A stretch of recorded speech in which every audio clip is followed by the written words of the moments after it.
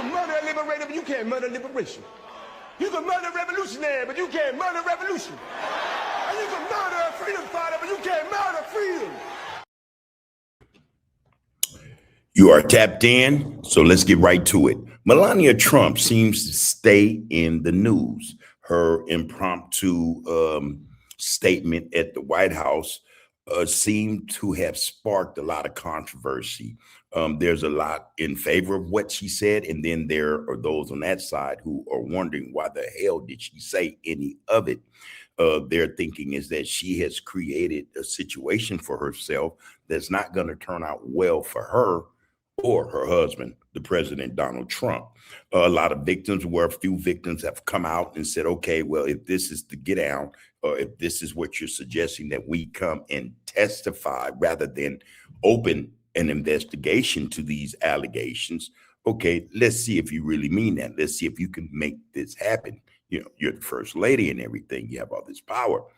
The victims are stepping forward. Some are in agreement with what Melania has suggested, and others are saying, hey, wait a minute, we've already been through this. Why would you drag us through the mud again? All right. So I have some clips, and I want to drop these clips to give us an idea, to give you guys an idea of exactly what Melania said, in case you haven't. You know, this is worth hearing, and it's worth knowing that her statement could be a bombshell. You know, you want to know whether or not this is something that's going to lead to something else. Will it have the Epstein files actually opened or reopened? Because from what we understand, they're attempting to close the Epstein files as, all right, we've done all the investigating we can do, or we needed to do. There's nothing else to be investigated in the Epstein files. So that seems to be an effort to close the files and keep what's actually in them from coming out or being exposed to the public. But the public is clamoring for more because they think that there is more, you know, in those files that the government, the DOJ, is not releasing. Why is that? Some are saying because there are still very, very important people in those files who have yet to be exposed, very prominent figures, billionaires. You know, this thing goes deeper than Jeffrey Epstein, is what the consensus is. They're saying is bigger than Epstein. Epstein was more than likely just a puppet. He was being told what to do. These women also were a part of an operation. Even Jeffrey Epstein, he labeled it as such, an operation. What this operation actually entailed is what the public is trying to get to the bottom of, but they are being, what's the word for it? They're not dissuaded, but they are being denied access to the Epstein files. And a lot of people are beginning to think that is to protect the super rich. So I have some clips. Let's drop these clips. Before we do, please like, share, follow, comment, and subscribe to The Art of Political Discourse. We appreciate you guys' participation and viewership. Also, we like to ask that you help us reach 5,000 subscribers. We're a fairly new channel by the end of this month. All right. We're doing well. We can do better. So we appreciate you guys' participation. Let's get to this clip. And this is Melania back on April the 9th, giving her statement.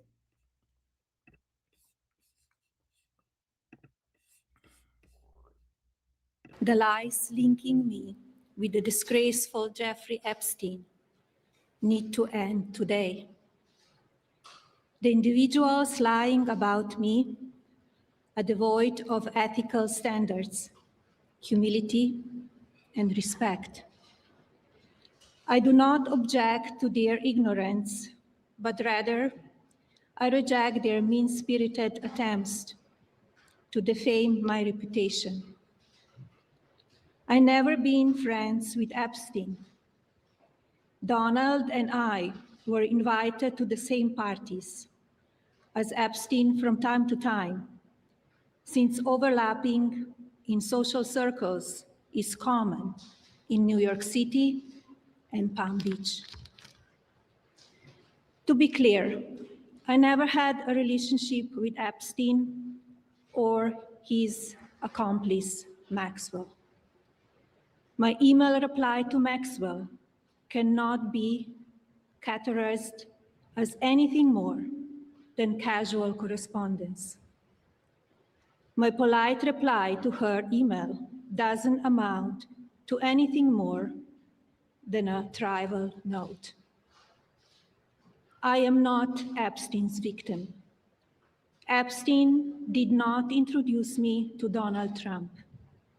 I met my husband by chance at a New York City party in 1998.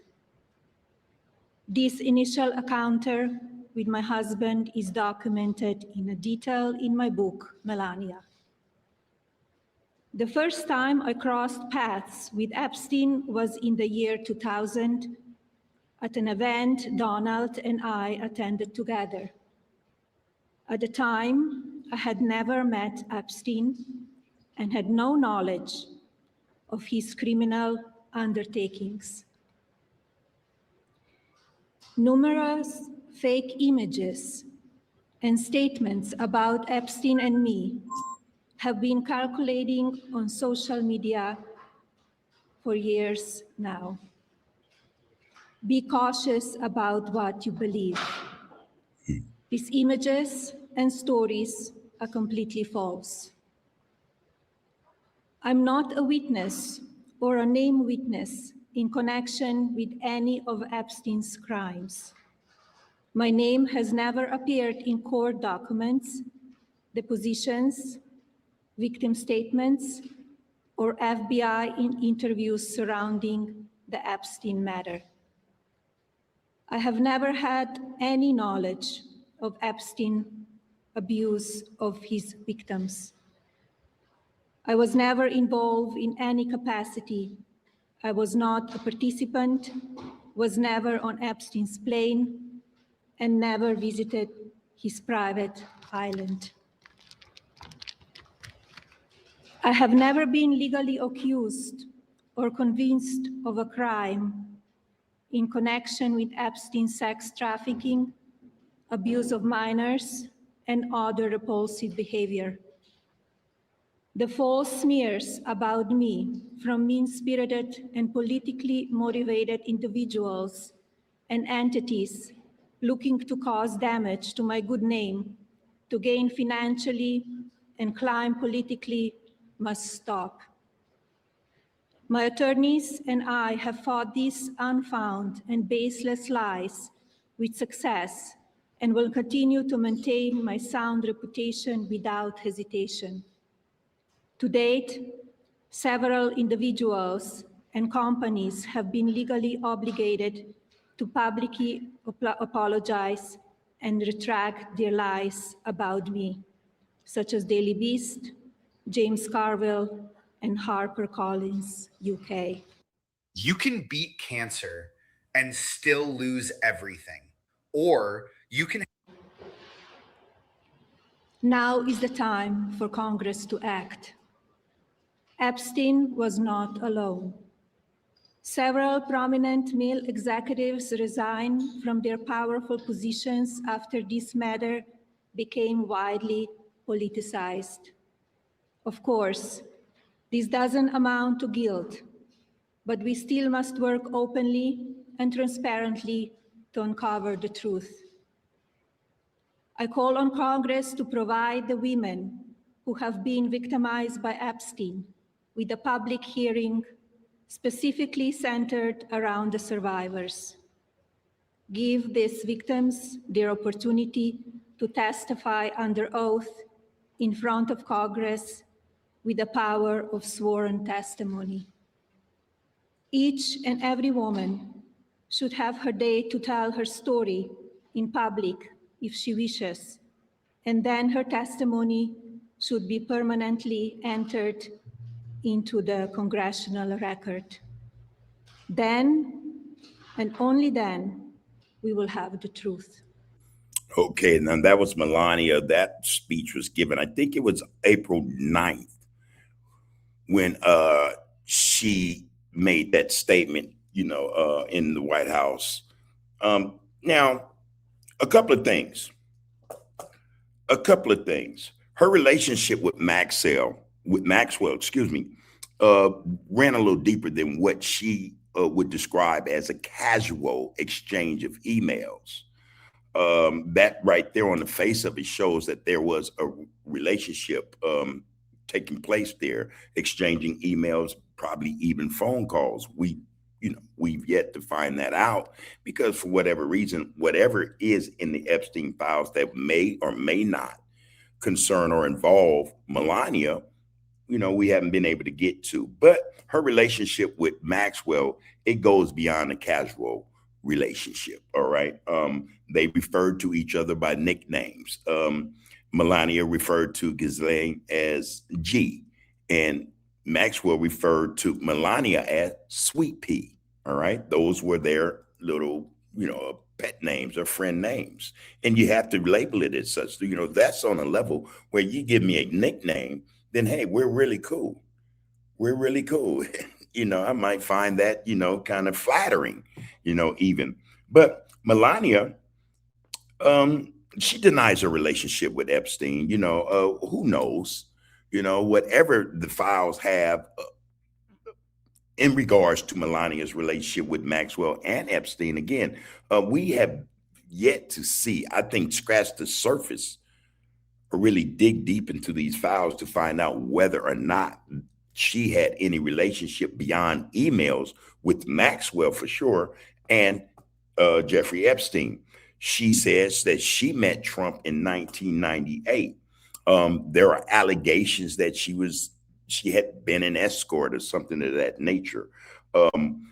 It is also alleged that most of these women were provided for individuals, Trump and others, at these parties, and the basis of some of these encounters or these introductions were orchestrated to gather, record conversations, even record activities. All right. This is what the public is trying to get to.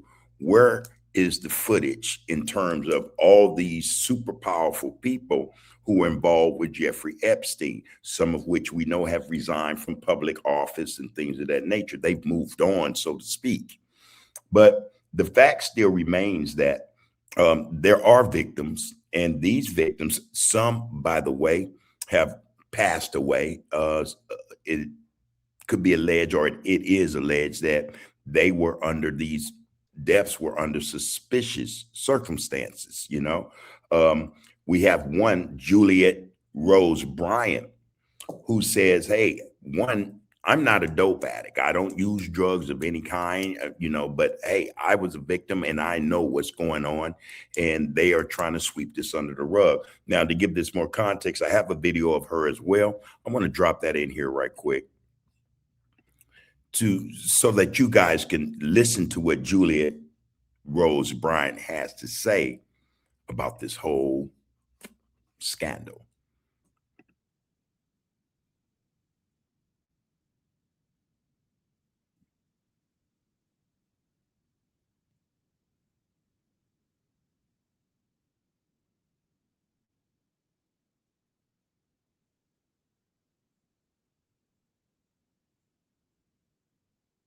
Mm.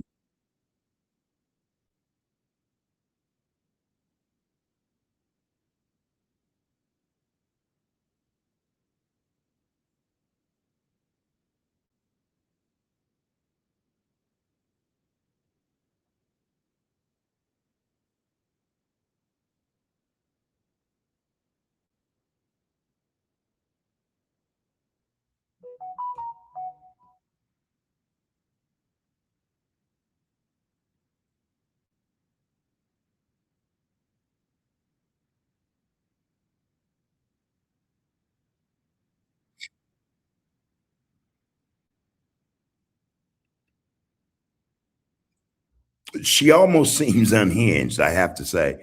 But she seems to be credible in some respects. She's speaking about what a lot of people are speaking about and seem to have noticed is that the government is covering up the Epstein files. the DOJ is actually refusing to open up these files so that people can get their own understanding of what took place. Not only that, but who was all involved. She mentions Donald Trump specifically. She mentions the U.S. government's complicity, being complicit in this whole scandal. Now, that says a lot. And in fact, just to say that carries a lot of weight because, again, that is the consensus, especially in the public, that the government is attempting to sweep away the Epstein files, to keep that file closed, to not investigate. Again, Melania asked for testimony. That's one thing, all right? Yeah. But an investigation, a thorough investigation, transparent investigation, that's a whole nother baby. You know, and a lot of these women are willing to say, hey, okay, you know, okay, you want a testimony? I'll give you that. They want to call Melania's bluff, you know, and then there are other victims who say, man, we've been drunk. We've been through the ringer with this situation. We've told you guys already. We've been investigating. We've spoken to the FBI. We've spoken to all kind of governmental departments concerning the Jeffrey Epstein files. And yet, the only one seem to have been tried or convicted is Jeffrey Epstein and Maxwell. And they're saying basically there are others, a whole lot more than meets the eye. And we seem to agree. The public seems to agree. The public seems to also understand that for whatever reason, Donald Trump is running from the Epstein files. He's creating all these distractions. His administration, these distractions are in place to get people's minds off of what's inside those Epstein files. We would like to know. I'm sure you know. Tapped would like to know what's going on. That would be not just good news. That would be also information. It would be insightful for the public. It would help the public to understand who these people are, not only who they are, but their roles in government, you know, in the world as a whole. So let's hope that this thing comes out or it plays out, that more comes to the forefront and we're able to discern for ourselves. We're able to analyze this situation for ourselves and find out or agree as to whether or not there's a lot of wrong being covered up by officials or certain individuals who seem to be super powerful and super rich. If the law applies to one, it should apply to all. I think that is the consensus. That's what the public is saying. If you have guys or if there are accusers, victims saying these people did A, B, and C to us, then that needs to be dealt with rather than, okay, brushing it off as, these angry women. These women are bitter for some reason or another. Okay, that being said, we appreciate the fact that you are here and you took time out of your day to watch this part of the content we presented to you. We'll be back with more. Until then, take care of yourselves and each other. You can murder a liberator, but you can't murder liberation. You can murder a revolutionary, but you can't murder revolution. And you can murder a freedom fighter, but you can't murder freedom.